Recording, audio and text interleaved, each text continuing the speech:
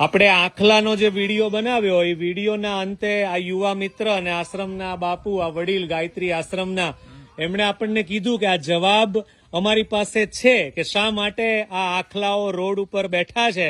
એમનો જવાબ આ લોકો પાસે છે. આવો સાંભળીએ કે શા માટે આ આખલાઓ રોડ ઉપર બેઠા છે.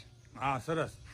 આ પશુ છે, Head west, then turn right. જમીન છે ગૌસર. હા એક ગામની અંદર બે પ્રકારની જમીન હોય, હા એક તો સરકારી હા. અને ગૌસર. હા તો આ ગામ કોઈ ઠેકાણે ગૌસર રહ્યું નથી.